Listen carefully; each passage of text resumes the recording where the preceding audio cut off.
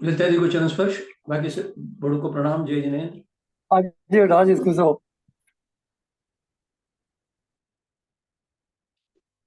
सावधान।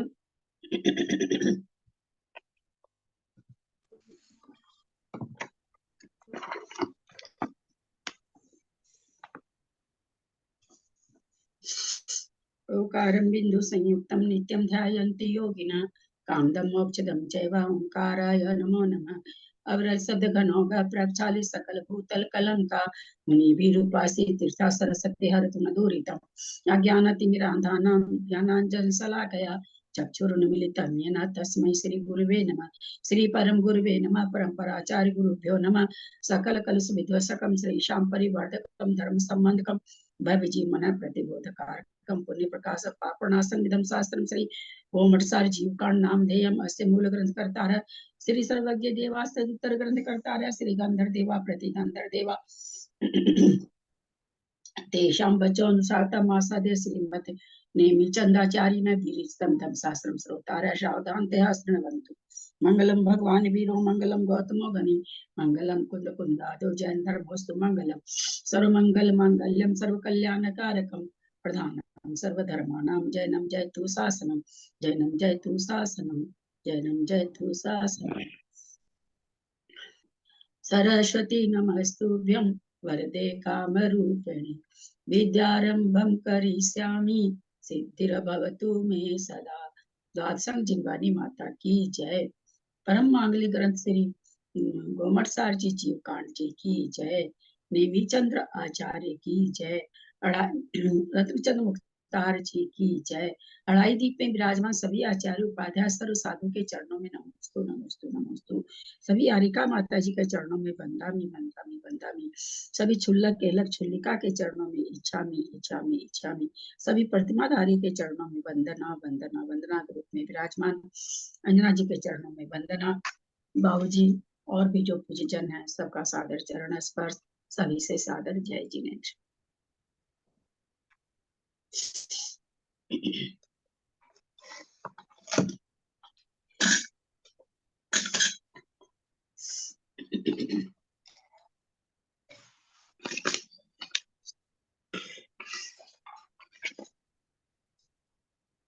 पेज हम लोग गोमटसार जी जीवकांड जी का स्वाध्याय कर रहे हैं, जिसके रचयिता नेमीचंद मुख्तार जी हैं, जिन पर रत्नचंद मुख्तार जी की टीका है, उससे स्वाध्याय कर रहे हैं। इसमें 20 परिरूपणा है, जिसमें जीवों का वर्णन है। पूर्ण स्थान जीव समास पर्याप्ति प्राण संज्ञा 5 परिरूपणा। उसके बाद मार्गण है गति इंद्रिय काय योग वेद कषाय और ज्ञान में हम पहुंच चुके हैं। ज्ञान में भी अवधि ज्ञान हमारा चल रहा है। इसके बाद संयम दर्शन लेश्या भव्यक्त सम्यक्त संगी आहार और उपयोग। इस तरह से मार्गणाई इसमें हमारी चल रही है। अवधि ज्ञान हमारा चल रहा है। पेज नंबर 478 ऊपर शंका से आप लोग कोई पढ़े। सिद्धम सुधम पर्णमिया दीदी मंगलाचरण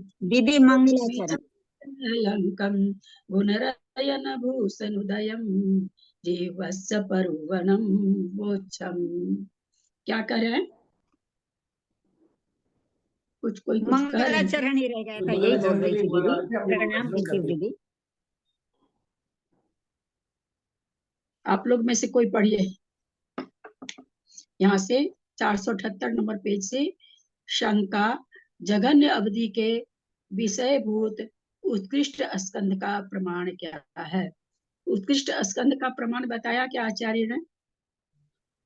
हम लोग क्या समझे थे? कल तो चतुर्दशी पड़ गई थी, परसों समझा था हमने। उत्कृष्ट स्कंद कितने बड़े स्कंद को जघन्य अवधि ज्ञान जान सकता है क्या? ऐसा आचार्य ने बताया क्या? नहीं बताया है वो।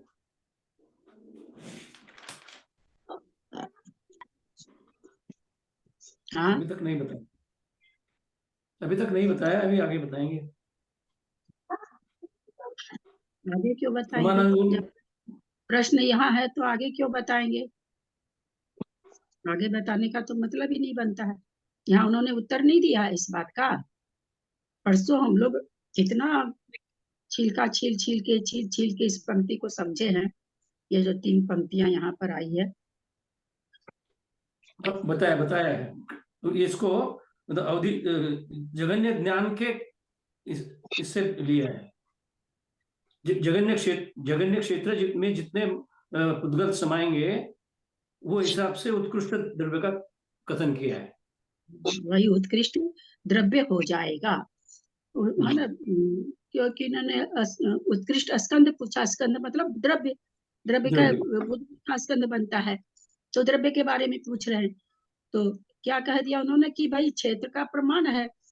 अब उस जितना क्षेत्र का प्रमाण है, उस क्षेत्र में जितने भी पुद्गल, उनके जघन्य पुद्गल से जितने बड़े भी पुद्गल आएंगे वो सबको जान जाएंगे। तो इसलिए हम उत्कृष्ट स्कंद का उत्कृष्ट द्रव्य आपको नहीं बता सकते, क्योंकि उत्कृष्ट द्रव्य तो ये जान ही रहे हैं, पर इनके क्षेत्र के अंदर होना चाहिए। उसका कोई प्रमाण नहीं है कि हम बोले भाई 2 मीटर ऊंचा बताएंगे, 8 मीटर ऊंचा बताएंगे, ऐसा कोई भी प्रमाण नहीं है। उनके क्षेत्र के अंदर जो भी पुद्गल स्कंद आ जाएगा वो सबको बता देंगे, जघन्य वाले से ऊपर होने से। जघन्य कितना है इनका? जघन्य द्रव्य कितना है? उच्छेदनागुल का अवलोकन का असंख्या द्वाभाव। जघन्य द्रव्य कितना है? जघन्य द्रव्य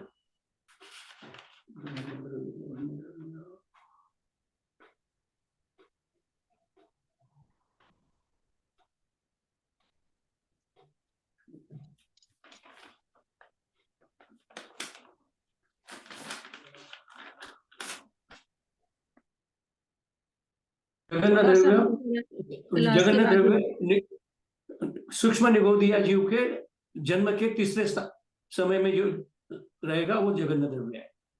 जघन्य द्रव्य कितना है बताइए? मैं कितनी मेहनत करी हूँ, 5 दिन से मेहनत कर रही हूँ और लिखने भी हाँ, लब्धि है पर्याप्तक जीव, लब्धि है पर्याप्तक जीव के। संयोग है, पता नहीं कहाँ कमी है मेरे में, कहाँ कमी रह जाती मेरे समझाने में। जबकि मैंने और क्लास जहाँ जहाँ आप लोग अटेंड करते, मेरे को तो कोई भेज देता है, मैं किसी क्लास अटेंड नहीं करती हूँ। मैंने उनका भी सुना है तो कितना मतलब 5 दिन से कितना और कितना रट रट के समझा रहे हैं, रटा रहे हैं आप लोग को, और फोटो भी भेज दी। औदारिक शरीर का संचय और विश्वोपचत अनंत गुणा, जो उसको दोनों को जोड़कर लोक का भाव देने पर जो अनंत परमाणुओं के स्कंद को जगत का पद ज्ञान जान। मैं समझ कहा गया ना, औदारिक शरीर का संचय में उसका विश्वोपचय मिला दीजिए, उसको लोक से भाग दे दीजिए। वो कितना मैथमेटिक्स भी कर दिया, कितना क्या कहे परमाणु लेके भी बता दिए। मतलब अब मेरे में जितनी बुद्धि है, आप बाकी आप लोग जो भैया जी लोग का क्लास अटेंड करते हैं, मेरे में उतनी बुद्धि नहीं है। मैं पहले से ही हार मानती हूँ आप लोग के सामने, क्योंकि मैं देख रही हूँ, मैं 20 बार भी समझाती हूँ, फिर भी मेरे पास कभी भी उत्तर नहीं आता और मुझे बहुत तकलीफ होती है, क्योंकि मैं बहुत मेहनत कर रही हूँ आप लोग पर, लेकिन मेरे पास मजा नहीं आता मुझे। इसका कारण है तुरंत यहाँ से छूटते वहां ज्वाइन करते, फिर वहां से छूटते और कहीं ज्वाइन करते होंगे, विषय को दोहराते नहीं है। तो ऐसे थोड़ी कोई चीज हो, क्या क्या हो रहा पढ़ाने से, बोलिए। शुरू का जीव कांड का गुणस्थान का एक एक शब्द, मुख्तार जी की जैसी टीका तो मिलेगी ही नहीं। तरसते हैं लोग इस टीका को पढ़ने के लिए। वो भैया जी तो शायद अपना कुछ बना रखे, उससे पढ़ा रहे, ना तो वो मूल ग्रंथ ले रखे हैं, न किसी अच्छे आचार्य का ग्रंथ ले रखे हैं। वो तो अपना लिख रखे हैं, वो आप लोग को भेजते रहते हैं और पढ़ाते हैं। तो मुझे नहीं लगता है कि गुणस्थान भी कितना कितना आडोलित किया गया था उस समय, कितना आडोलित किया गया था। तो वो तो पुरानी चीज हो गई। अभी ये तो मैं 5 दिन से समझा रही हूँ, 5 दिन से। अब कितनी बार बोला है मैंने, एक बार थोड़ी कहा है, कितनी बार कहा है। कहाँ समझाने में मेरे गलती हो जाती है, भगवान जाने। चलिए अब आगे ही चलते, क्योंकि कोई फायदा नहीं है, कोई भी फायदा नहीं है ज्यादा मेहनत करने का, कोई रिजल्ट नहीं है। जघन्य देश आप लोग में से कोई पढ़िए।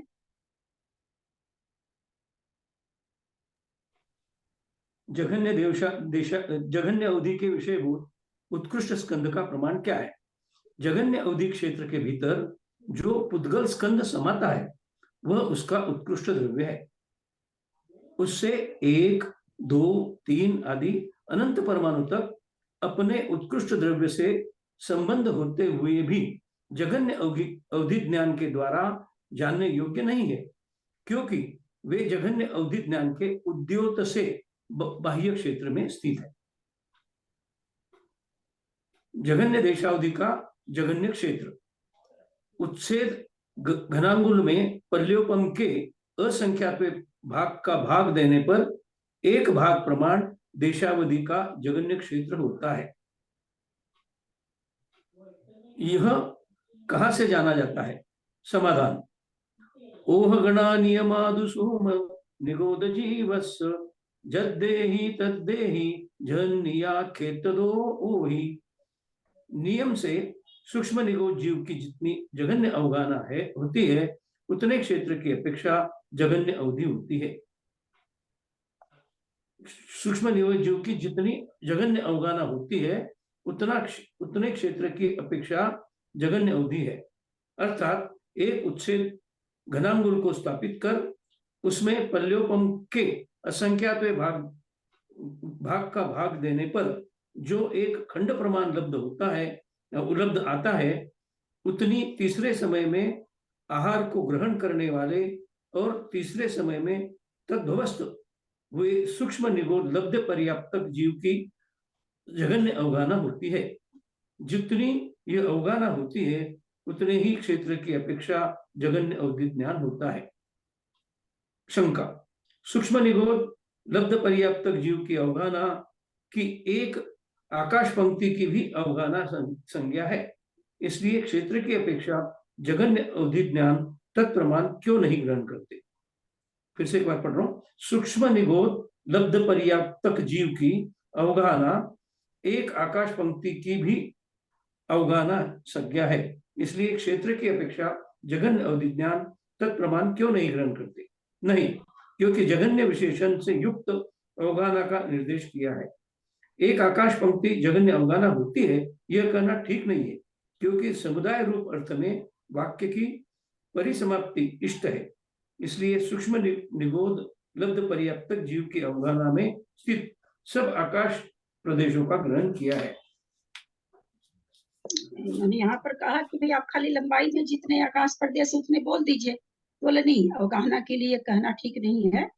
अवगाहना जीव की अवगाहना में स्थित सब आकाश प्रदेशों को ग्रहण किया जाता है, केवल लंबाई नहीं दी जाती है, इसलिए केवल लंबाई नहीं बोली जाए। उन्होंने कहा ना एक आकाश पंक्ति, सीधी आकाश पंक्ति की आप बता दीजिए कि कितनी आकाश पंक्ति में कितने आकाश के प्रदेश लेता है। बोले नहीं, अवगाहना में ऐसा नहीं होता है, क्योंकि अवगाहना में स्थित सब आकाश प्रदेशों का ग्रहण किया है।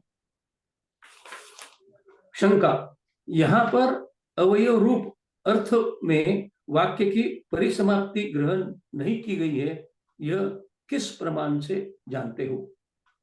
अवयव रूप अर्थ में वाक्य की परिसमाप्ति ग्रहण नहीं की है, यह किस प्रमाण से जानते हो? वाक्य की परिसमाप्ति मतलब क्या देंगे?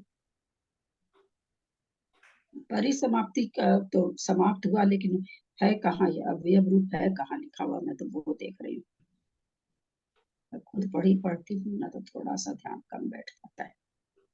क्षेत्र की अपेक्षा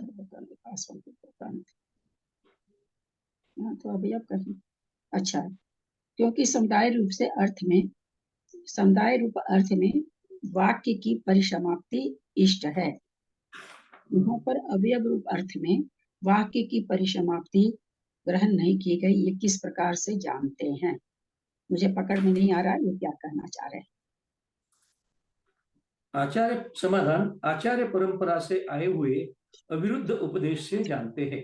अतः जितनी जघन्य अवगाहना होती है क्षेत्र की अपेक्षा उतना जघन्य अवधि ज्ञान है। जितनी जघन्य अवगाहना होती है क्षेत्र की अपेक्षा उतना जघन्य अवधि ज्ञान होता है, यह सिद्ध होता है। शंका। इस जघन्य अवधि ज्ञान के क्षेत्र को एक आकाश प्रदेश पंक्ति रूप से स्थापित करके उसके भीतर स्थित जघन्य द्रव्य को जानता है, ऐसा यहाँ क्यों नहीं ग्रहण करते हैं? हाँ, नहीं, क्योंकि ऐसा ग्रहण करने पर जगन्य अवगाहना से असंख्यात गुने जगन्य अवधि ज्ञान के क्षेत्र का प्रसंग आता है। जो जगन्य अवधि ज्ञान से अवरुद्ध क्षेत्र है वह जगन्य अवधि ज्ञान का क्षेत्र कहलाता है। जो जगन्य अवधि ज्ञान से अवरुद्ध क्षेत्र है वह जगन्य अवधि ज्ञान का क्षेत्र कहलाता है। किंतु यहाँ पर जगन्य अवगाहना से असंख्यात गुना दिखाई देता है। यथा जितना जगन्य अवगाहना के क्षेत्र का आयाम है तत्प्रमाण जगन्य द्रव्य के विष्कंभ और उच्छेद रूप से स्थित अवधि ज्ञान के क्षेत्र का क्षेत्रफल लाने पर जगन्य अवगाहना को जगन्य द्रव्य के विष्कंभ और उच्छेद से गुणित करने पर जगन्य अवगाहना से असंख्यात गुना क्षेत्र उपलब्ध होता है। परंतु यह क्षेत्र इस प्रकार होता है यह कहना भी योग्य नहीं है। इसको समझिए दीदी थोड़ा सा। क्योंकि यह शंका करे इस जघन्य अवधि ज्ञान के क्षेत्र को एक आकाश पंक्ति में आप दिखा दीजिए, जितनी उसकी जघन्य अवगाहना हो रही है तो उसने आप आकाश प्रदेश दिखा दीजिए। ऐसा ऐसा कह देते कि भाई इतने द्रव्य को जानता है, इतने आकाश पंक्ति के रूप में जो द्रव्य स्थित रहता है उतने जघन्य द्रव्य को जानता है। तो ऐसा क्यों नहीं ग्रहण करते आप? तो कहते हैं ऐसा नहीं कर सकते। क्यों नहीं? क्योंकि ऐसा ग्रहण करने पर जघन्य अवगाहना से असंख्यात गुने जघन्य अवधि ज्ञान के क्षेत्र का प्रसंग प्राप्त होता है। क्योंकि अगर हम ऐसा कहेंगे तो अवधि ज्ञान का जो क्षेत्र है वो जघन्य अवगाहना से बहुत ज्यादा प्रसंग को प्राप्त हो जाएगा। क्योंकि ये क्या कह रहे हैं कि वह लंबाई चौड़ाई सबको मिला के आकाश की पंक्ति कर दीजिए। अब 1 इंच लंबाई है, 1 इंच चौड़ाई, 1 इंच के मल्टीप्लाई करने पर तो 1 ही इंच होता है। मान लीजिए 2 इंच लंबाई चौड़ाई है, 2 दूनी 4 दूनी 8। अब 8 चारों बगल का आयाम आया, नीचे आयाम लेकर के हुआ। अब इस 8 इंच को कह दे कि 8 इंच लंबा क्षेत्र को जानता है, ये तो गलत हो जाएगा ना। वो ये यहाँ पर कहना चाह रहे हैं कि भाई आयाम को लेकर के है, अगर आप कहते कि उसको एक आकाश की पंक्ति में कर दो तो वो उतना का ज्ञान उसको नहीं हो, जघन क्षेत्र नहीं, फिर तो वो बहुत बड़ा क्षेत्र हो जा रहा है। तो वही कह रहे हैं असंख्यात गुने जघन्य अवधि ज्ञान के क्षेत्र का प्रसंग हो जाएगा। क्या हो जाएगा? 2 दूनी 4 दूनी 8 हो जाएगा, 8 इंच हो जाएगा। कहाँ तो 2 इंच है, कहाँ 8 इंच हो जाएगा। तो कह रहे हैं जो जघन्य अवधि ज्ञान से अवरुद्ध क्षेत्र है वह जघन्य अवधि ज्ञान का क्षेत्र कहलाता है। जघन्य अवधि ज्ञान के द्वारा अवरुद्ध मतलब जो अविरुद्ध माने जिसमें विरोध नहीं है, यानी जितने तक को वो जान सकता है, ऐसा जो क्षेत्र है वही अवधि ज्ञान का क्षेत्र कहलाता है, जघन्य क्षेत्र कहलाता है। अविरुद्ध क्षेत्र मतलब जितना कोई विरोध के वो जिस क्षेत्र तक वो जान सकता है। क्योंकि जितनी जघन्य अवगाहना है उतना ही जघन्य अवधि ज्ञान का क्षेत्र है, ऐसा प्रतिपादन करने वाले सूत्र के साथ उक्त कथन का विरोध होता है और इस तरह से स्थापित जघन्य क्षेत्र के अंतिम आकाश प्रदेश में जघन्य द्रव्य समा जाता है। ऐसा कहना ठीक नहीं है, क्योंकि एक जीव से संबंध रखने वाले विश्रोपचय सहित 9 कर्म के पिंड रूप और घनलोक का भाग देने पर प्राप्त हुए एक खंड मात्र जघन्य द्रव्य की एक वर्गना की भी अंगुल के असंख्यातवे भाग प्रमाण अवगाहना उपलब्ध होती है। अवधि ज्ञानी एक आकाश प्रदेश सूची रूप से जानता है, यह कहना भी युक्त नहीं है, क्योंकि ऐसा मानने पर वह जघन्य मति ज्ञान से भी जघन्य प्राप्त होता है और जघन्य द्रव्य के जानने का अन्य उपाय भी नहीं रहता। इसलिए जघन्य अवधि ज्ञान के द्वारा वृद्ध हुए सब क्षेत्र को उठाकर घन प्रतर के आकार रूप से स्थापित करने पर सूक्ष्म निरोध लब्ध पर्याप्तक जीव की जघन्य अवगाहना प्रमाण होता है। ऐसा यहाँ ग्रहण करना चाहिए। जघन्य अवधि ज्ञान से संबंध रखने वाले क्षेत्र का क्या विष्कंभ है, उच्छेद है और क्या आयाम है, ऐसा पूछने पर कहते हैं कि इस संबंध में कोई उपदेश उपलब्ध नहीं होता है, किंतु घन प्रतराकार रूप से स्थापित अवधि ज्ञान संबंधी क्षेत्र का प्रमाण उच्छेद घनांगुल के असंख्यात विभाग है, यह उपदेश अवश्य ही उपलब्ध होता है। तो गाथा में दे दिया था उन्होंने, वही विष्कंभ और लंबाई और ऊंचाई हमें अलग अलग नहीं प्राप्त है, हम नहीं बता सकते हैं। तो इसलिए जो जघन्य अवगाहना जो उस जीव की जितनी है उससे अंगुल का संख्यातवां भाग तो उसी को हम विस्कंभी भी मान लेते हैं, उसी को लंबाई और ऊंचाई भी मान लेते हैं। तीनों को गुना करके फिर उसको हम असंख्यात से भाग दे देते हैं।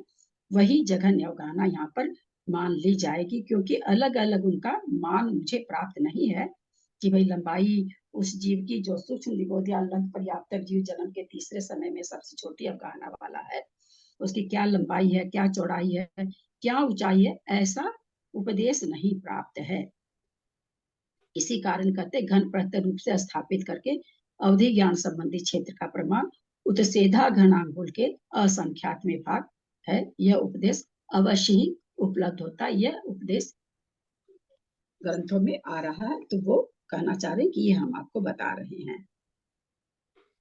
वल्योपम के असंख्यातवें भाग का घनांगुल में भाग देने पर घनांगुल के असंख्यातवें भाग आता है, यानी सूचांगुल के असंख्यातवें भाग मात्र उच्छेद, विष्कंभ व आयाम रूप क्षेत्र आता है।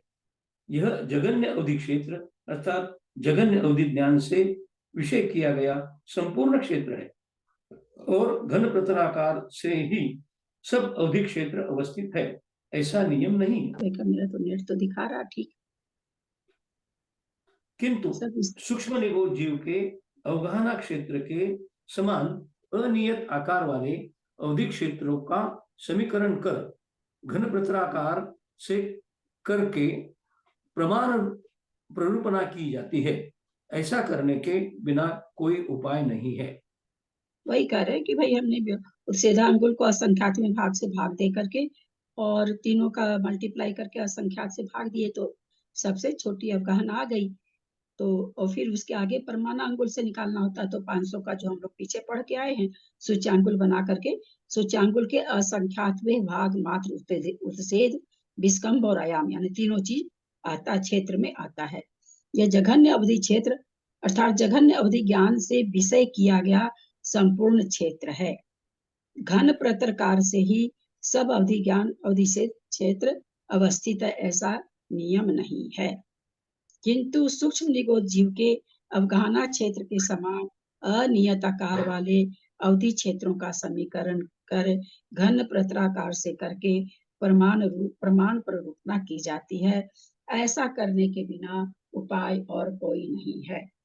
कह रहे हैं कि ऐसा कोई नियम नहीं घन प्रतर करे, पर हमारे पास और कोई भी समीकरण करने के अलावा और कोई उपाय नहीं है। सूक्ष्म निगोद जीव सूक्ष्म की निगोद जीव की जगह यह सभी जघन्य अवधि ज्ञान का क्षेत्र अवधि ज्ञानी जीव और उसके द्वारा ग्रहण किए जाने वाले द्रव्य का अंतर है। ऐसा कितने ही आचार्य कहते हैं, परंतु यह घटित नहीं होता, क्योंकि ऐसा स्वीकार करने से सूक्ष्म निगोद जीव की जघन्य अवगाहना से जघन्य अवधि ज्ञान के क्षेत्र के असंख्यात होने का प्रसंग हो जाएगा। अवधि ज्ञान का क्षेत्र क्या हो जाएगा? अवधि ज्ञान के क्षेत्र से असंख्यात गुना जीव सूक्ष्म निगोदिया जीव की अवगाहना से जघन्य अवधि ज्ञान के क्षेत्र का, बोला अगर हम ऐसा स्वीकार नहीं करेंगे सूक्ष्म निगोदिया का घन प्रतर आकार निकाले के, तो कहते फिर उसका क्षेत्र जघन्य अवधि ज्ञान का क्षेत्र क्या हो जाएगा? बोला असंख्यात गुना हो जाएगा अवगाहना से। असंख्यात गुना कैसे होगा? क्योंकि जघन्य अवधि ज्ञान के विषय भूत क्षेत्र और उत्सेद से आयाम को गुना करने पर उससे असंख्यात गुणत्व सिद्ध होता है। बोला असंख्यात गुना कैसे हो जाएगा क्षेत्र? तो बोला ऐसे हो जाएगा कि जघन्य अवधि ज्ञान का जो विषय भूत क्षेत्र है उसको खाली लंबाई से तो गुना किया नहीं जाता, उसको विस्तार से उत्सेद से आयाम बनाने पर असंख्यात गुना हो जाता है वो। और असंख्यात गुना तो संभव है ही नहीं, क्योंकि जितनी सूक्ष्म निगोद जीव की जघन्य अवगाहना है उतना ही अवधि ज्ञान का क्षेत्र है। ऐसा कहने वाले गाथा सूत्र के साथ विरोध होगा, चूंकि ये तो गाथा ही में आ गया ना, मूल गाथा में ऐसा आया है। चूंकि अवधि ज्ञानी एक श्रेणी में ही जानता है, अतएव सूत्र विरोध नहीं होगा, ऐसा कितने ही आचार्य कहते हैं। उनका कहना है कि कोई कोई आचार्य कहते हैं कि अवधि ज्ञान एक सीधी पंक्ति को ही जानते हैं, अतः अगर आप आयाम नहीं बना करके सीधा भी पंक्ति बनाएंगे तो कोई विरोध नहीं होगा, ऐसा कोई आचार्य कहते हैं। परंतु यह भी घटित नहीं होता क्योंकि ऐसा मानने पर चक्षु इंद्रिय जन्य ज्ञान की अपेक्षा भी उसमें जघन्यता का प्रसंग आएगा। क्या क्या चक्षु इंद्रिय ज्ञान के द्वारा जो देखा जा रहा है, फिर तो चक्षु से भी हम लोग चारों तरफ का विषय देखते हैं। ऐसा थोड़ी कि खाली लंबाई में सीधा देखते हैं। तो कह रहे हैं फिर तो चक्षु इंद्रिय से भी विरोध आ जाएगा। कहीं नहीं सकेगा आदमी की इतना इतना आयाम में देख पाता है। कारण कि चक्षु इंद्रिय जन्य ज्ञान से संख्यात सूच्यांकुल विस्तार, उत्सेध और आयाम रूप क्षेत्र के भीतर स्थित वस्तु का ग्रहण देखा जाता है। आंख जहां तक देखती है लंबाई में, उससे ज्यादा उसका विस्तार चौड़ाई में भी देख लेती है, ऊंचाई में भी देख लेती है, चारों बगल देख लेती है। तो कहता अगर ऐसा माना जाएगा तो फिर तो विरोध को प्राप्त हो जाएगा कि केवल लंबाई को लेंगे तो तथा वैसा इस जघन्य अवधि ज्ञान के क्षेत्र का आयाम असंख्यात योजन प्राप्त होगा। और अगर हम ऐसा मानेंगे, अवगाहना को एक तरफ से लेते हैं तो असंख्यात योजन हो जाएगा, जो कि जघन्य अवधि ज्ञान का क्षेत्र उतना बड़ा है नहीं। असंख्यात आकाश के प्रदेश तो हैं, लेकिन योजन नहीं, असंख्यात योजन नहीं है उसके ज्ञान का क्षेत्र। यदि उक्त अवधि क्षेत्र का आयाम असंख्यात गुना प्राप्त होता है तो होने दीजिए, क्योंकि यह तो इष्ट ही है। समाधान, ऐसा नहीं कहा जा सकता। इसके काल से असंख्यात गुने अर्ध मास काल से, इसके काल से असंख्यात गुने अर्ध मास काल से, आधे महीने के काल से अनुमित असंख्यात गुने भरत रूप अवधि क्षेत्र में भी असंख्यात योजन प्रमाण आयाम नहीं पाया जाता। क्या बोलते हैं, इसका जो काल है उसका असंख्यात गुना आधा मास काल से अनुमित असंख्यात गुने भरत रूप अवधि क्षेत्र में भी, जो पूरा भरत को जान रहा है, ऐसा असंख्यात योजन प्रमाण आयाम नहीं पाया जाता। उनमें भी ऐसा नहीं होता कि असंख्यात योजन को जानते हैं। दूसरे उत्कृष्ट देशावधि ज्ञानी संयत अपने उत्कृष्ट विषय को आदि करके एक परमाणु आदि अधिक क्रम से स्थित घन लोक के भीतर रहने वाले सब पुद्गल स्कंधों को क्या युगपत जानता है या नहीं जानता? यदि नहीं जानता तो उसका अवधि क्षेत्र लोक नहीं हो सकता। समझ रहे हैं ना क्या कहना चाह रहे हैं? कि उत्कृष्ट देशावधि ज्ञानी संयत, उत्कृष्ट देशावधि ज्ञानी में संयत क्यों लगा दिया? लगा दिया कि मुनि के लिए, मतलब ये ना मुनि के लिए आएगा संयत। हाँ, मुनि के लिए क्यों आ गया? संयत तो मुनि होता है, ये तो सभी जानते हैं।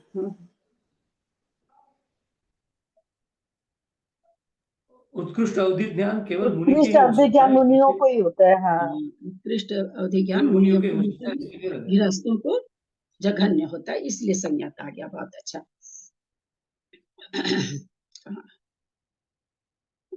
कहाँ है?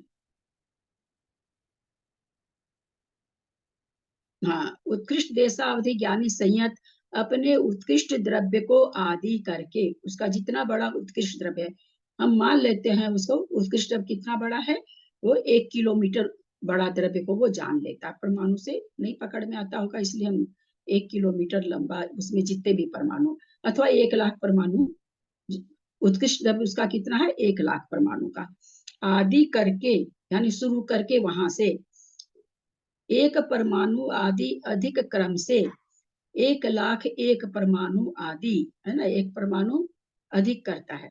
तो कह रहे एक परमाणु आदि, एक परमाणु अधिक, 2 परमाणु अधिक, 1 लाख। एक हमने अभी 1 लाख रिज्यूम किया है उसका देशावधि उत्कृष्ट का, जो पुद्गल द्रव्य 1 लाख परमाणु का हम लोगों ने सोचा है कि जानता है वो। तो यहाँ पर वो कह रहे उत्कृष्ट है वो, तो कहते हैं उसमें अगर 1 लाख एक परमाणु हो जाए, 1 लाख 2 परमाणु हो जाए, तो वही कह रहे हैं आदि करके एक परमाणु आदि अधिक क्रम से स्थित घन लोक के भीतर रहने वाले सब पुद्गल स्कंधों को क्या युगपत जानता है या नहीं जानता? यदि नहीं जानता तो उसका अवधि क्षेत्र लोक नहीं हो सकता। जो चीज बहुत दो पेज से एक ही चीज को समझाने की कोशिश कर रहे हैं कि क्षेत्र के अंदर आने से तो वो जान जाएगा, अगर क्षेत्र के बाहर है तो वो नहीं जानेगा। जघन्य अवधि ज्ञान, जघन्य अवधि द्रव्य से बड़ा द्रव्य वो जान सकता है, लेकिन क्षेत्र में आएगा तो जानेगा। वही चीज यहाँ कह रहे हैं कि वो अगर घनलोक को जानता है तो उसमें मान लीजिए कि ये उसमें आने वाले स्कंधों को जान लेगा। तो वही यहाँ कह रहे हैं श्रेणी में यदि नहीं जानता तो उसका अवधि क्षेत्र लोक नहीं हो सकता, है ना। लोक होता तो वो जानता। इसका मतलब अगर वो नहीं जान रहा उतने बड़े परमाणु को, एक परमाणु ज्यादा होने से, तो इसका मतलब है कि वो लोक को नहीं जानता। लोक के बाहर तो कोई द्रव्य स्थित है नहीं, लोक के भीतर ही द्रव्य स्थित है। तो वही चीज यहाँ कहना चाह रहे हैं कि यदि नहीं जानता तो उसका अवधि क्षेत्र लोक नहीं हो सकता फिर, क्योंकि वह एक आकाश श्रेणी में स्थित उद्गल स्कंधों को ग्रहण करता है, और यह एक आकाश पंक्ति घन लोक प्रमाण हो नहीं सकती। एक आकाश पंक्ति को कोई घन लोक कह दे, बोला ऐसा हो नहीं सकता, क्योंकि घन लोक कब कहलाता है, जब लोक में लंबाई चौड़ाई ऊंचाई से गुना करते हैं तब होता है घन लोक। तो बोले एक लंबी अगर लाइन को वो कह दे तो वो घन लोक नहीं कहलाता है, क्योंकि घन लोक के असंख्यात में भाग रूप उसमें घन लोक प्रमाणत्व का विरोध है। क्योंकि अब उसको लोक में वो थोड़ा सा कम का जानता है तो कहते हैं कि फिर उसमें तो प्रमाण, उसमें घन लोक कहना ये विरोध है। घन लोक तो जब एक परमाणु भी अगर कम है, उसका असंख्यातवां भाग अगर है, तो वो घन लोक प्रमाण नहीं कहलाएगा। इसके अतिरिक्त वह कुलाचल, मेरु पर्वत, भवन विमान, 8 पृथ्वियों, देव, विद्याधर, गिरगिट आदि सरीसृप आदि को भी नहीं जान सकेगा, क्योंकि इनका एक आकाश में अवस्थान नहीं है और वह उनके अवयव को भी नहीं।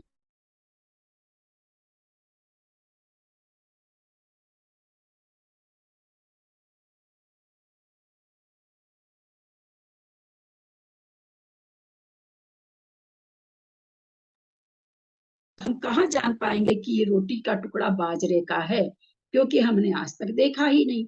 तो कहना ये चाह रहे हैं, जब रोटी अवयव को नहीं जाना तो रोटी अवयवी को, रोटी रूप अवयवी को नहीं जाना, तो टुकड़ा अवयव है किसका, उस रोटी का अवयव है, तो उसको कहाँ से जानेगा।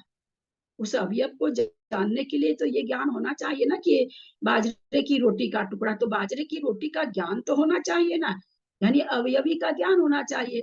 तो कहते हैं आकाश का ज्ञान नहीं उसको, तो फिर उसके अवयव का ज्ञान उसको कैसे हो सकता है। फिर से पढ़ रहे हैं। इसके अतिरिक्त वह कुलाचल, मेरु पर्वत, भवन विमान, 8 पृथ्वियों, देव, विद्याधर, गिरगिट और सरीसृप आदि को भी नहीं जान सकेगा, क्योंकि इनका एक आकाश में अवस्थान नहीं है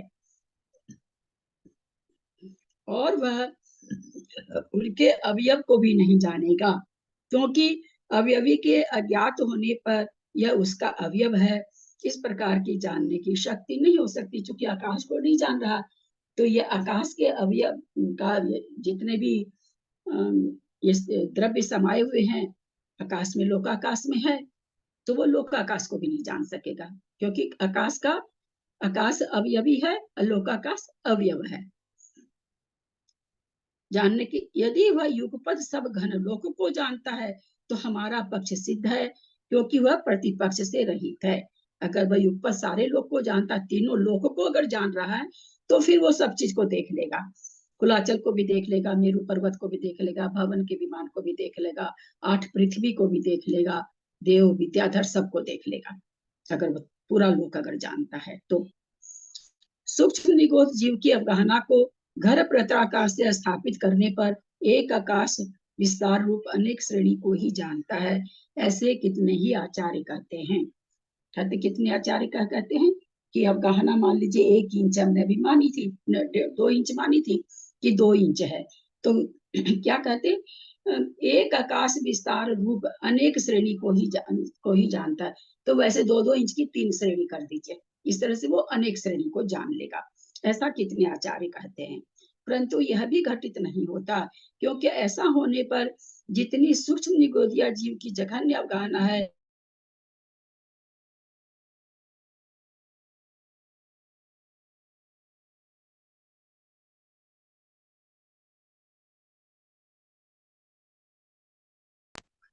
क्योंकि चक्षु इंद्रिय जन ज्ञान से अनेक श्रेणियां में स्थित पुद्गल स्कंदों का ग्रहण किया जाता है। छदमस्तों को अनेक श्रेणी, हम जितना भी देख पा रहे हैं अपनी आंख से, तो हमारी जितनी दूर भी दृष्टि जा रही है, आकाश की बहुत श्रेणियां इसमें बनी हुई है।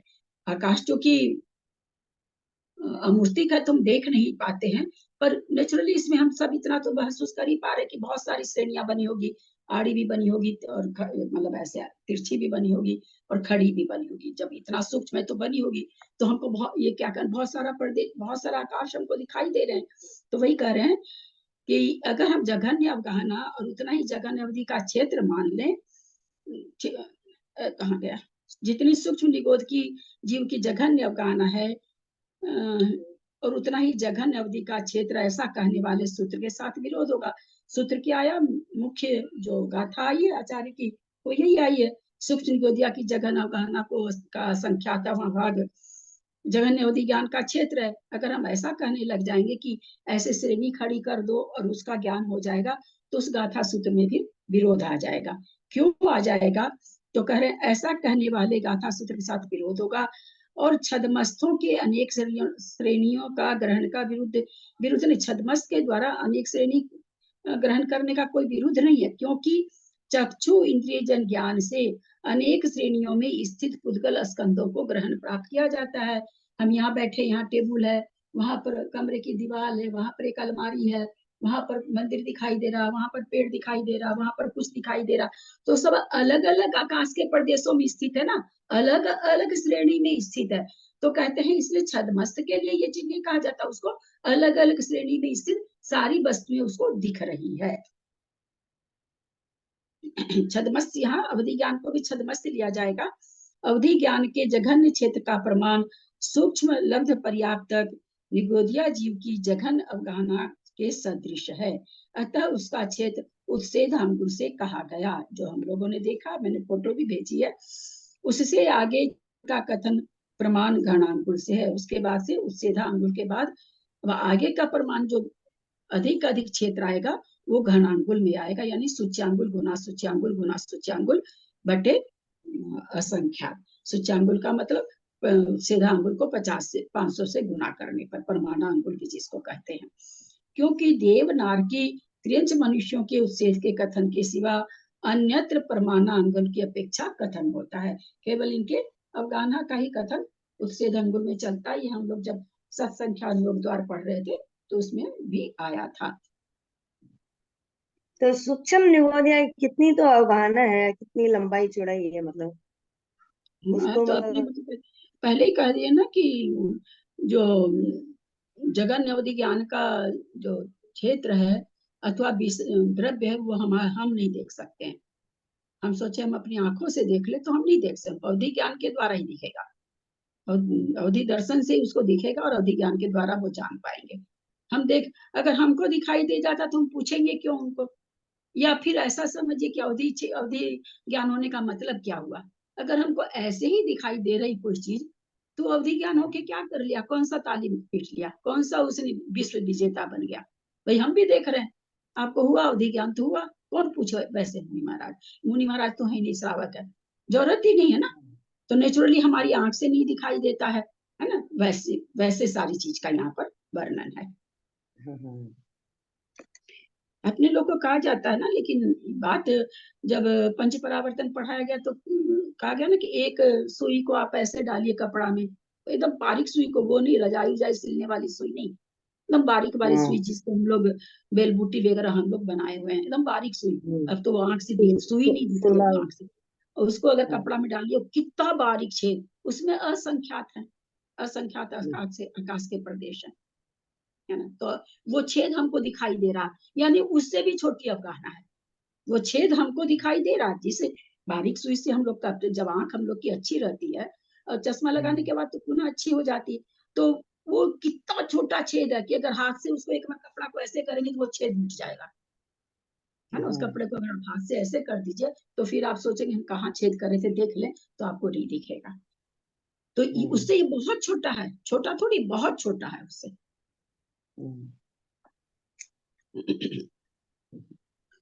जघन्य काल, अंगुल के असंख्यात, पहले आया था कि उसको जो जघन्य क्षेत्र है उसको असंख्यात से भाग दे देंगे तो जघन्य काल आ जाएगा। अंगुल के असंख्यात खंडों में से एक खंड मात्र जिस अवधि ज्ञान का क्षेत्र होता है ना, सूच्यांगुल बटे असंख्यात। सूच्यांगुल बटे तो क्या आया था, घनांगुल बटे असंख्यात। तो कहते इतना छोटा सा क्षेत्र, मतलब कितना छोटा क्षेत्र, क्या जानते उस क्षेत्र में, जैसे क्षेत्र में वो क्या जान पाते हैं।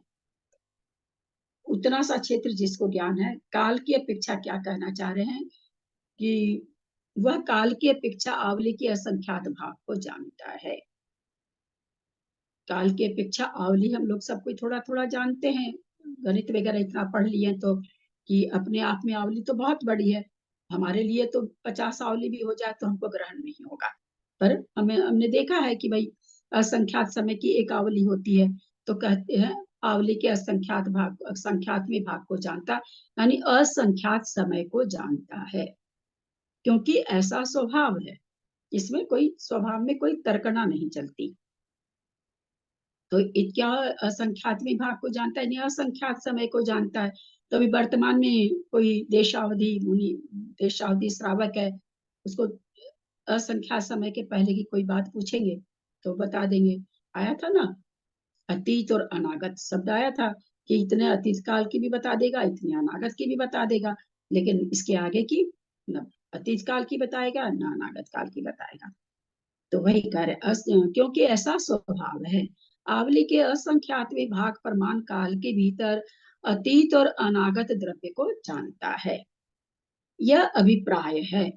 आवली के असंख्यात में भाग का आवली में भाग देने पर जघन्य अवधि का काल आवली के असंख्यात में भाग मात्र होता है। एक आवली में कितने समय होते हैं? असंख्यात। और असंख्यात को हम असंख्यात से भाग देंगे तो क्या होगा, उत्तर क्या आएगा? असंख्यात ही आएगा। कि एक आएगा? नहीं, असंख्यात ही आएगा। क्योंकि असंख्यात के असंख्यात भेद होते हैं, तो ये असंख्यात समय को जानेगा। आवली के असंख्यात में भाग का आवली में भाग देने पर जघन्य अवधि का काल आवली के असंख्यात में भाग मात्र होता है। इतने मात्र काल में जो कार्य हो चुका है और जो होने वाला हो उसे जघन्य अवधि ज्ञान जानता है। समझ में आया? तीनों चीज समझ में आ गई। द्रव्य, क्षेत्र और काल। द्रव्य कितना जानता है? तो क्या प्रमाण आया कि औदारिक शरीर का संचय मध्यम योग से औदारिक शरीर का संचय और उसके साथ जो उससे अनंत गुना विश्व सोपचय है उसको जोड़ करके उसमें लोक का भाग दे दें, वो जितना भाग फैलाएगा उतने बड़े द्रव्य, उतने परमाणु वाले द्रव्य को जानेगा। क्षेत्र का आया सूक्ष्म निगोद अपर्याप्तक की तीसरे समय में जो अवगाहना होती है, सबसे जघन्य अवगाहना घनांगुल के असंख्यात में भाग प्रमाण होती है वो, तो घनांगुल का में असंख्यात से भाग दे दे उतना जानता है। यानी कितना जानता है? जघन्य अवगाहना के बराबर जानता है। जघन्य अवगाहना कितनी है? ऑटोमेटिक वो जघन्य अवगाहना कितनी है? घनांगुल बटे असंख्यात, अवगाहना ही इतनी है तो इतनी वो जानता है। उसकी अवगाहना में असंख्यात का भाग फिर नहीं देना है। बात समझ में आ रही है? सूक्ष्म निगोदिया लब्ध पर्याप्त की जघन्य अवगाहना होती है घनांगुल बटे असंख्यात, और इसका क्षेत्र भी उतना है। तो हम ऐसे नहीं कहेंगे कि सूक्ष्म निगोदिया लब्ध पर्याप्तक जीव की तीसरे समय की अवगाहना बटे असंख्यात, ऐसा नहीं कहा जाएगा। क्या कहा जाएगा क्षेत्र के लिए? सूक्ष्म निगोदिया लब्ध पर्याप्तक के जन्म के तीसरे समय में जो अवगाहना होती है उस अवगाहना के बराबर क्षेत्र को जानता है। तो अवगाहना होती ही है घनांगुल बटे असंख्यात। वैसे तो भाभी वो इतना कम जानता है, मतलब कितनी होती है, बहुत 19 होती है। और वैसे वो काल के उनके असंख्यात उसके भाग करके उसके जो आंवले के असंख्यात वे भाग को भी जान लेता है, इतना सूक्ष्म हाँ भी जान लेता है। कितना हाँ सूक्ष्म। हाँ, अंग मतलब आंवले के असंख्यात वे भाग, मतलब एक समय योगी है तो इतना भी जान लेता है वो। एक बाकी समय कहाँ हुआ है? आप एक आ- समय फिर कैसे नहीं, निकालेंगे? आवली का असंख्यात एक आवली आंवले में के असंख्यात समय असंख्यात है, भाग को और असंख्यात समय में असंख्यात वे भाग जान लेता है वो। फिर कहाँ दिया जा गया ना, वही चीज तो मैं फिर से इसीलिए समझाने लगी। आप बीच में बोल गए, मैं भी समझाने ही वाली थी, मुझे लगा कि आप लोग इसको गलत समझ लिए, मुझे ऐसा भावासन हुई कि आप लोग कहीं गलत नहीं समझ गए, इसलिए तो मैंने रिपीट किया, सब चीज को रिपीट कर रही हूँ कि ऐसा नहीं कह दीजिएगा कि सूक्ष्म अवगाहना बटे असंख्यात इतना जानता है, ये नहीं है कथन। सूक्ष्म अवगाहना ही है घनांगुल बटे असंख्यात। उस जीव की अवगाहना कितनी है, तो घनांगुल बटे असंख्यात उतना जानता है वो। तो अगर हम सीधा कहना चाहेंगे, तो मान लीजिए हम घनांगुल बटे असंख्यात हमको नहीं याद है, तो हम क्या कहेंगे, भाई जघन क्षेत्र उनका कितना है, तो कहेंगे भाई सूक्ष्म निगोदिया लब्ध पर्याप्त जीव के जन्म के समय में जितनी अवगाहना है उतना जानता है, उसमें असंख्यात का भाग नहीं देना है, उस अवगाहना में असंख्यात का भाग नहीं देना है। अवगाहना है ही असंख्यात, घनांगुल बटे असंख्यात, तो उतना जानता है वो। उसी तरह से वहां पर जब कहा गया द्रव्य के लिए, तो औदारिक शरीर का मध्यम योग से संचय जितना हो वो संचय, उसमें उसके औदारिक शरीर का ही विश्रोपचय जो उससे अनंत गुना होता है, तो दोनों को जोड़ के लोक से भाग दे देंगे, जितना आएगा भाग दे करके उतना वो जानेगा, क्योंकि वहां पर तो विश्रोपचय क्या है, अनंत है। औदारिक शरीर का संचय भी, चूंकि जो संचय हो रहा है वो सिद्धों का अनंतवा अथवा भव्य से अनंत गुना, तो ग्रहण भी कितना हो रहा है, अनंत हो रहा है। तो अनंत प्लस अनंत असंख्यात, लोक लोक कितना है, असंख्यात है, असंख्यात से भाग दे रहे हैं, तो भागफल क्या आएगा? कितना खोल खोल के समझाऊं बताइए, कितना विस्तार से समझाती हूँ, पुनः पुनः वही वही चीज, पुनः पुनः वही वही चीज। असंख्यात से भाग अगर क्या देंगे भाग आएगा? हाँ क्या आएगा, भागफल कितना आएगा? असंख्यात को भाग दे, असंख्यात से तो हाँ औदारिक अनंत शरीर को की अगर असंख्यात से भाग देंगे, अनंत को औदारिक अगर असंख्यात से भाग देंगे तो अनंत ही नहीं आना चाहिए, असंख्यात ही आएगा। अनंत ही आएगा क्या? नहीं, असंख्यात आएगा, असंख्यात आएगा। अनंत चीज है ना, अंत को मैंने संख्या से भाग दिया, असंख्यात से तो फिर अनंत आना चाहिए मेरे ख्याल। अनंत आएगा, अनंत। अनंत ही बोलिए, आना चाहिए। कृष्णा जी केवल मेहनत कर रही हैं, कोई वही थोड़ी अकेले अलग से मेरे से क्लास कर रही हैं। दीदी अनंत आएगा, अनंत ही क्योंकि वो आएगा। परम अनंत हो गए, उसको असंख्या से भाग देने पर भागफल अनंत ही आएगा। असंख्यात ही आएगा। मेरी एक बात बताइए आप लोग, कितनी बार बोला गया ना कि अनंत को अनंत से भी भाग देंगे तो अनंत आएगा। हाँ भाई, कितनी बार बोला जाता है, पता नहीं आप लोग, मैं समझ नहीं पा रही। मुझे ऐसा लग रहा है कि आप लोग का इसमें बस आप लोग आके खाली बैठते हैं, आप लोग का ध्यान कहीं और रहता है, दूसरी क्लास में जाने की आप लोग को हड़बड़ रहती है सबको। ये चीजें तो बहुत बार बोली इसमें गई तो है। हमें इसमें तो हमारा बहुत मन लग रहा है, लेकिन इसमें हमें आश्चर्य इतना हो रहा है। असंख्यात को असंख्यात से भाग दिया गया तो पूछा गया तो भाई असंख्यात ही आएगा। ये चीज तो जहां आती है मैं वहां पर आप लोगों से इसलिए पूछती हूँ कि आप लोग को समझ में आ जाए। पता नहीं, मुझे समझाना नहीं आ रहा, लगता है गलत ही क्लास चालू हो गई है। नहीं नहीं, आप तो बहुत अच्छा समझा रहे हैं, बहुत अच्छा समझा रहे हैं, मैं फेल हो गई आप बहुत लोग ज्यादा अच्छा को। समझा रहे हैं। इतना तो कोई भी नहीं समझा पाता, बहुत ही अच्छा समझा रहे हैं। और समझने में हमें इतना मतलब भाषा तो हो ही रही है, कहने में आते तो एक कुछ नहीं। पेज के अंदर मैंने अनंत को भी समझाया, संख्यात को भी, अभी अभी एक पेज के अंदर, और अभी देखिए उत्तर नहीं आता। इसका मतलब है कि आप लोग को लग रहा है कब 2 बजे छुट्टी हो हम लोग की दूसरी क्लास की, अभी 50 हो गया है, सबको दूसरी क्लास में जाने की हड़बड़ हो रही है, इसलिए किसी का भी ध्यान तो जम नहीं दो रहा। बजे के बाद दूसरी क्लास कोई होती नहीं है, होती हमारी कोई दूसरी क्लास नहीं है इसके होती बाद। नहीं है, 2 बजे बाद कोई क्लास ही नहीं है। कोई क्लास नहीं है 2 बजे जी से। की होती है, अंजना जी की होती है, बहुत लोगों की होती है। हमने नहीं ज्वाइन की दीदी, हमने कोई नहीं ज्वाइन की हुई है 2 बजे की। इसलिए लोगों का ध्यान नहीं जमता है, नहीं तो अभी तुरंत बताइए बात, हमने अभी तुरंत ही बताई थी। ये बात बार बार कहती हूँ, अनंत का अनंत भाग करिए तो भी अनंत ही आएगा, अनंत आएगा। असंख्यात का असंख्यात भाग करिए तो भी असंख्यात ऐसे आएगा। ही आता है। यहाँ तो हम असंख्यात से भाग दे रहे हैं, अनंत से दे भी नहीं रहे हैं, हाँ, तो तो अनंत ऐसा ही ही आता है।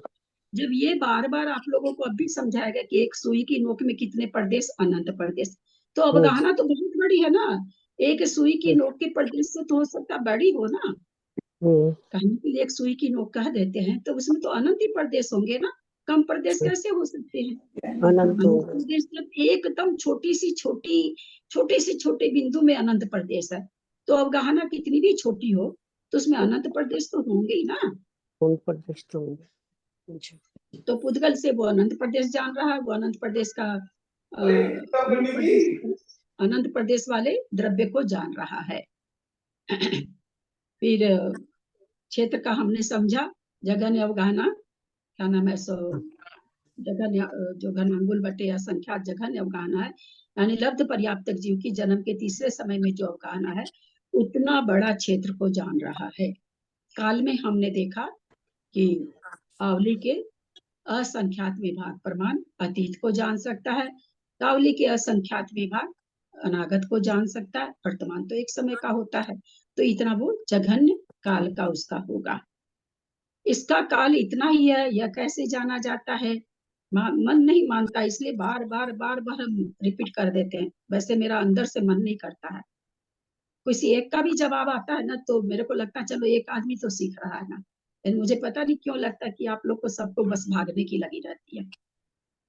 रोज कितना समझाते हैं कि एक बार पढ़ाने के बाद भाई, और वो तो आ नहीं रही, तुरंत तो आती नहीं है, ऑडियो तो तुरंत आता नहीं है, पता नहीं कब आता। आज भी मैंने अभी खोल के देखा, अभी तक तो कल का ऑडियो आया ही नहीं है, तो वो आप लोग सुन नहीं पाते हैं, इसलिए सुन करके तुरंत आप लोग नहीं बना पाते हैं कुछ भी। थोड़ा सा इसमें देख ले, या बहुत बार मैं बोलती हूँ उस समय लिख लें तो भी हो जाए। अब मेरी कोई अपनी किताब तो हम बना नहीं रखे हैं कि आप लोगों को हम PDF भेज दें चाहे कुछ भेज दें, वो तो मेरे पास है नहीं।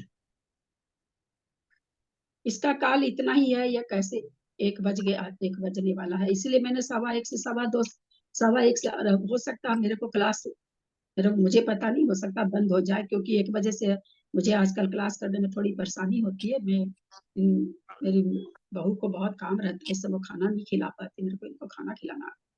आजकल ये सुबह का बना हुआ ठंडा खाना खा रहे हैं कई दिन से, क्लास के चलते ठंडा खाना खाना पड़ रहा है इनको। तो वही अब मैं सोच रही हूँ कि क्या करूँ क्या नहीं करूँ। इतना काल है का इतना इसका काल इतना ही है, यह कैसे जाना जाता है? समाधान, जघन्य क्षेत्र काल व काल क्रमशः घनांगुल आवली के असंख्यात में भाग प्रमाण है। जघन्य क्षेत्र व काल क्रमशः आवली का संख्यातवा भाग क्षेत्र हो गया, काल का आवली का संख्यातवा भाग, दोनों में वही चीज यहाँ कर रहे हैं। समाधान बोला आप कैसे कहे कि इतना काल है, तो कहते गाथा नंबर 404 आप पढ़ के आए हैं, इस गाथा सूत्र के कथन से जाना जाता है। गाथा पढ़े थे ना, याद है ना, वहां आया था, गाथा के अर्थ में सब आया था ना। गाथा भी 2-3-4 बार अर्थ कर चुके, इसलिए हम फिर आज नहीं लिए, तो उसी में समय पूरा निकल जाता, क्योंकि कई गाथा है। गाथा 404 तो नहीं पढ़े हैं, पर हाँ पहले आया है ये 404 तो आगे आएगी, हाँ, लेकिन ये अच्छा, हाँ, लेकिन पीछे तो हो सकता गलती से भी लिखा गई हो, या हो सकता है 404 नंबर गाथा में फिर हो, ऐसा भी हो सकता है, पर हम लोग इसमें पढ़ चुके हैं, गाथा में 381-82 में हम लोग पढ़ चुके हैं। जघन्य जघन्य भाव, अपना जो जाना हुआ द्रव्य है उसकी अनंत वर्तमान पर्यायों में से जघन्य अवधि ज्ञान के द्वारा विषयीकृत आवली के असंख्यात में भाग पर्याय जघन्य भाव है, यानी जितनी वर्तमान पर्याय है उसकी, उसमें से कहते हैं अवधि ज्ञान के द्वारा कितनी पर्याय उसकी विषय कितनी पर्याय बनेगी, तो कहते हैं आवली के असंख्यात में भाग पर्याय जघन, फिर भी आवली का असंख्यातवा भाग फिर भी असंख्यात रहेगा, असंख्यात पर्याय हो गई। कितने ही जघन्य द्रव्य के ऊपर स्थित रूप रस गंध एवं स्पर्श आदि रूप सब पर्यायों को उक्त अवधि ज्ञान जानता है, ऐसा कहते हैं। ऐसा क्यों आया, स्पर्श रस गंध वर्ण क्यों आ गया? पुद्गल की पर्याय जान रहे हैं इसलिए। क्योंकि ये उद्गल पुद्गल को, हाँ, ये पुद्गल को ही जानता है ना, इसलिए इसलिए पुद्गल को गुण इसमें दे दिया। तो कहते हैं अब जैसे कितना कैसे जानेगा, अब जैसे मान लीजिए अपने इसको वैसे हमारे देखने की चीज नहीं है स्पर्श रस गंध पर, फिर भी अपने इसको टेम्परेचर से लगाते हैं कि भाई मान लीजिए कि 2 अणु वाला स्पर्श है, दूसरा स्पर्श 3 अणु वाला है, चौथा अपने लोग तत्वार सूत्र में पढ़ के आए ना, न जघन्य गुना नाम द्वैधिकादि गुना नाम, तो है ना, इसको हम लोग पढ़ के आए। तो मान लीजिए एक एक गुण की वृद्धि हो रही है तो वहां तक वो जान जाएगा, तो इसलिए वो कई पर्यायों को जान जाएगा। तो ये क्या कह रहे हैं, कितने ही जघन्य द्रव्य के ऊपर, जितना जघन्य द्रव्य जान रहा है, स्थित रूप रस गंध एवं स्पर्श आदि रूप सब पर्यायों को उक्त अवधि ज्ञान जानता है, ऐसा कहते हैं। किंतु यह, अच्छा ये काट रहे हैं, किंतु यह घटित नहीं होता क्योंकि वे अनंत हैं, और उत्कृष्ट भी अवधि ज्ञान अनंत संख्या के जानने में समर्थ नहीं है, क्योंकि आगम में वैसे उपदेश का अभाव है। शंका, द्रव्य में स्थित अनंत पर्याय को प्रत्यक्ष से न जानता हुआ अवधि ज्ञान प्रत्यक्ष से द्रव्य को कैसे जानेगा, फिर उसकी पर्याय को नहीं जान रहा, फिर द्रव्य को कैसे जान रहा है? नहीं, क्योंकि उक्त अवधि ज्ञान पर्यायों के अवयवों में रहने वाली अनंत संख्या को छोड़कर असंख्यात पर्याय अवयवों से विशिष्ट द्रव्य का ग्राहक है। जैसे मान लीजिए वो यहाँ क्या क्या बात कह दिए वो, कि हम नहीं कहते कि वो अनंत को जानेगा, अनंत परमाणु वाली कोई वस्तु है तो उसमें से चूंकि ये असंख्यात को ही जानता है, अनंत किसका विषय है, केवल ज्ञान का है। हम लोग अलौकिक गणित में पढ़े हैं कि अवधि ज्ञान मन पर्याय ज्ञान असंख्यात जानता है, केवल ज्ञान अनंत जान, केवल ज्ञान जानेगा तो तीनों ही चीज, लेकिन अनंत को केवल केवल ज्ञान जानेगा, और असंख्यात को अवधि ज्ञान और मन पर्याय ज्ञान जानेगा, और संख्यात को मति ज्ञान श्रुत ज्ञान जानेगा। तो यहाँ पर प्रश्न खड़ा कर दिए कि आपने जो कहा कि उसमें तो अनंत पर्याय होती है, तो अनंत पर्याय को फिर वो कैसे जान रहा है? तो उनका बोला कि नहीं जानता है। बोला द्रव्य को कैसे जान रहा है, अनंत परमाणु के द्रव्य को जान रहा है ना। तो क्या यहाँ पर दे रहे हैं कि उस जैसे जो भी द्रव्य है अवयवी, उसी को पूरा द्रव्य को अवयवी कहा गया, उसके थोड़े से भाग को जानेगा नहीं, क्योंकि उक्त अवधि ज्ञान, उक्त माने देशावधि, पर्याय के अवयवों में रहने वाली अनंत संख्या को छोड़कर असंख्यात पर्याय अवयवों से विशिष्ट द्रव्य का ग्राहक है। जहां तक असंख्यात पर्याय आ रही जितनी दूर में, वो उतने का ही ग्राहक है, उससे ज्यादा का ग्राहक नहीं है। अतीत व अनागत पर्यायों की भाव संज्ञा क्यों नहीं की गई, नहीं समाधान नहीं की गई, क्योंकि उनका काल स्वीकार किया गया है। क्योंकि अतीत और अनागत का कहते इसलिए नहीं ली भाव संज्ञा, कहते भाव संज्ञा आप आने वाले का भी और पीछे वाले का भी ले लेते, तो कहते उनको काल संज्ञा में ही लिया गया है, भाव में उसको नहीं लिया गया। ऊपर में लिख दिया है ना, वर्तमान लिख दिया है ना, जघन्य भाव में क्या लिखा, अपना जो जाना हुआ द्रव्य है उसकी अनंत वर्तमान पर्यायों में से, है ना, सारी पर्याय को नहीं जानता, वर्तमान पर्यायों में से जो असंख्यात में भाग पर्याय हैं, वो उतनी ही पर्याय को जाने, उतने ही गुणों को जानेगा, सारे गुणों को नहीं जान सकेगा। वो यहाँ पर ऊपर में दे दिए हैं। समय हो गया है, आगे गाथा है, कल करेंगे।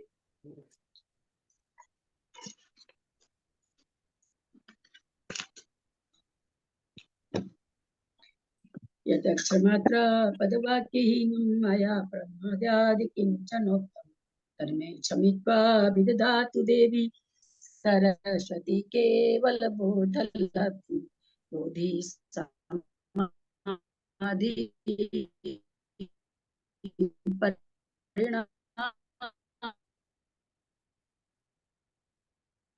परिणामशुद्धि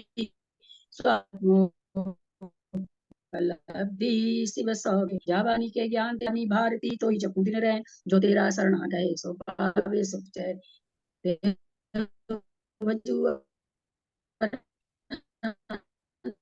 को गुरु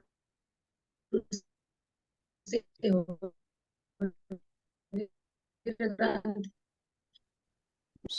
धर्म पालू सदा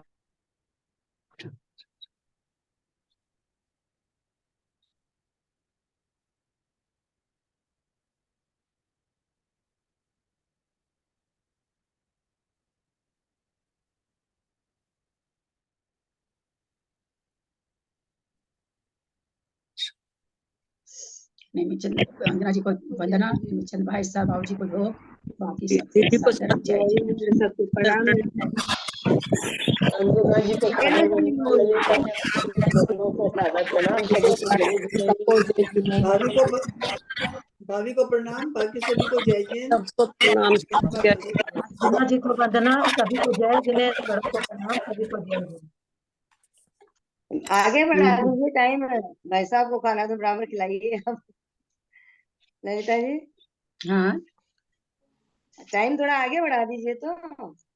वो थोड़ा सा नहीं खाने की होगा ना, समय। थोड़ा टाइम नहीं बढ़ाना पड़ेगा, फिर वो आधा घंटा